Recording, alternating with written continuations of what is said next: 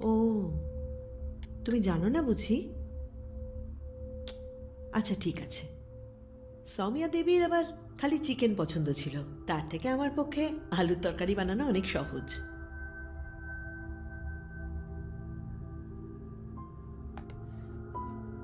কেন?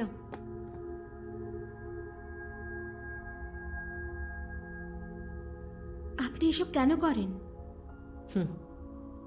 আমার কিচেন, আমার কিচেন যখন, রান্নাটাও আমার ইচ্ছেতেই হয়। মানে সবকিছু জেনেও এসব কেন?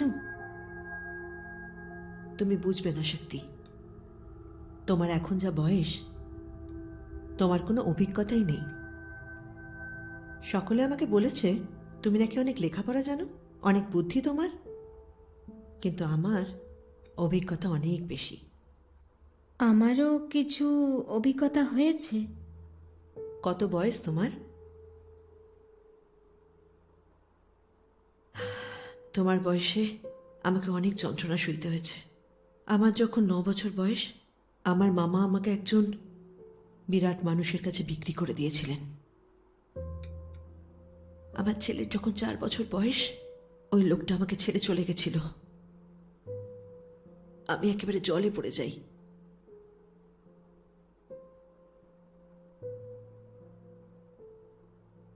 তোমার গল্প নিশ্চয়ই আমার মতো এত খারাপ নয়।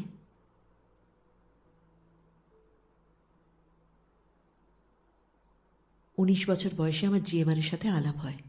উনি আমাকে কাছে টেনে নিয়েছিলেন, যা কেউ কখনো করেনি। আমি অসহায় ছিলাম, উনি আমাকে টেনে তোলেন।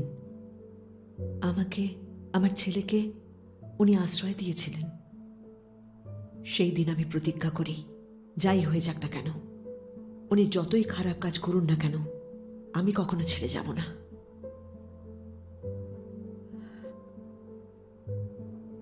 ওনার জীবনে তোমার স্থান কোথায় তুমি কি সেটা জানো?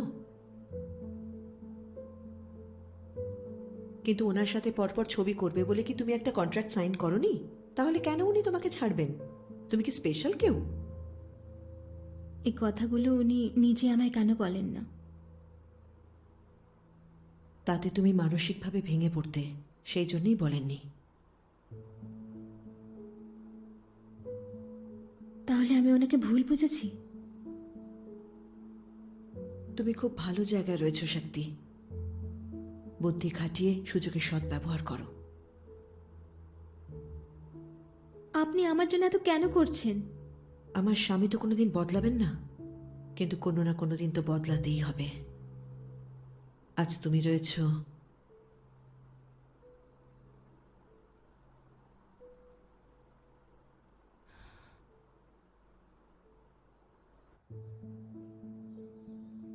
আপনি কি হিন্দি ফিল্মটার জন্য ফাইট করেন?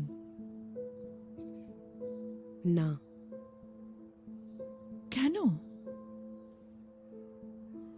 আমি আসলে ক্লান্ত হয়ে পড়েছিলাম। Clap in. Sound. Action.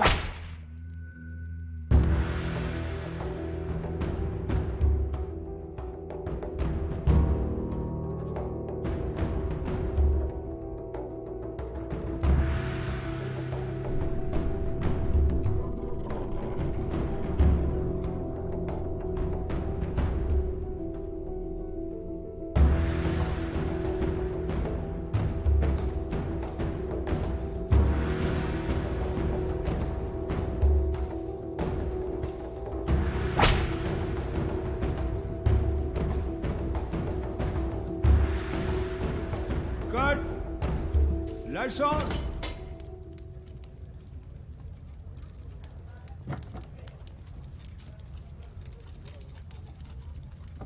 চাবুকের আঘাতে তো কান্না পাবে, তাই না মিস্টার জি? আমার কন্ট্রাক্ট অনুযায়ী তো এটা অ্যালাউড।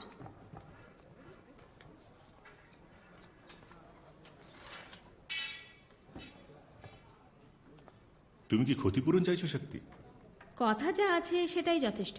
প্রদীপন স্যার বলেছিলেন উনি আজ আমাকে পেমেন্ট দিয়ে দেবেন। আমার টাকার খুবই দরকার। মা বলছিল। আমাকে বলো তুমি কি চাও? আপনার আর জিএমআর এর সম্পর্কের সমীকরণ কখনো কি বদলেছিল? অবশ্যই বদলেছিল। যে কোনো দুজন মানুষের মধ্যে সম্পর্ক পাল্টায়, তবে আমার আর জিএমআর-এর সম্পর্ক ছিল উথাল পাথাল। দুজন ভীষণ একগুঁয়ে মানুষ যখন একই প্রফেশনে কাজ করে তখন এরকমই হয়। ফলে বেশ কিছু ইন্টারেস্টিং মুহূর্ত তৈরি হয়েছিল। কিন্তু আশ্চর্যের ব্যাপার হলো কিছু মানুষ আপনার ওপর অদ্ভুতভাবে প্রভাব বিস্তার করেন, আর তাদেরকে চিনে যাবার পরেও আপনি তাদের প্রতি আকৃষ্ট হন। বলেছিলাম ভাগ্য ঠিক হয়ে গেছিল।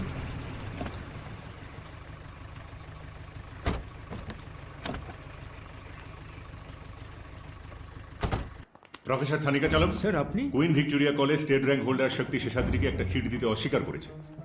আপনি কি ভেবেছেন আমি চুপ করে থাকবো? বাচ্চা একটা মেয়ে পড়াশোনা করে ডিগ্রি পেতে চাইছে, ওরা তাতে বাধা দেবার কি? আমরা রুলিং পার্টি, আমার সুপারিশের কোনো দাম নেই। এটা একটা মৌলিক অধিকারের প্রশ্ন। সিএম এর সাথে আমি কথা বলবো। দেখুন স্যার, আপনি একটা চিঠি পাঠালেই একটা সিট রেখে দিতাম। সেখানে নিজে এসেছেন মানে ব্যাপারটা খুবই গুরুতর। কিন্তু শক্তির 2 বছর গ্যাপ পড়ে গেছে। আচ্ছা তাই নাকি? আপনি আমাকে দেখান এর বিরুদ্ধে কি রুল আছে। করতে চাইছে একটা করেসপন্ডেন্স কোর্স, দিতে পারছেন না। স্যার আপনি হচ্ছেন ভাইস চ্যান্সেলর, আপনারই আন্ডারে ম্যাড্রাসের সমস্ত কলেজ পড়ে। স্যার ভিক্টোরিয়া কলেজের বদলে যদি Madras university, Edwinraj, KT, HET, Kamakshi college যেখানেই বলবেন সেখানেই একটা সিট এক্ষুনি দিয়ে দেবো sir.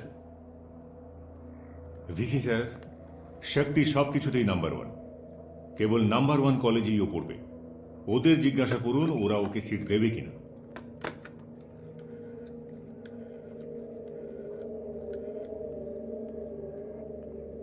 Okay sister, thank you. Sir ওনারা শক্তিকে একটা করেসপন্ডেন্স সিট দিতে রাজি হয়েছেন, কিন্তু একটা অস্বস্তিকর শর্ত ওনারা সেই সাথে জুড়ে দিয়েছেন। স্যার আমায় কি করতে হবে? ওনারা কড়াভাবে বলে দিয়েছেন শক্তিকে অ্যাক্টিং ছেড়ে দিতে হবে। অ্যাক্টিংও একটা পেশা।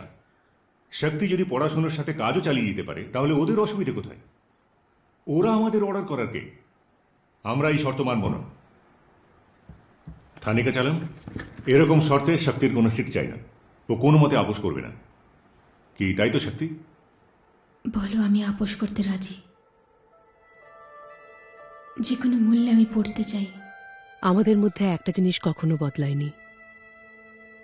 যদিও আমি জানতাম যে উনি সবসময় আমাকে হ্যাঁ বলেন তা নয়,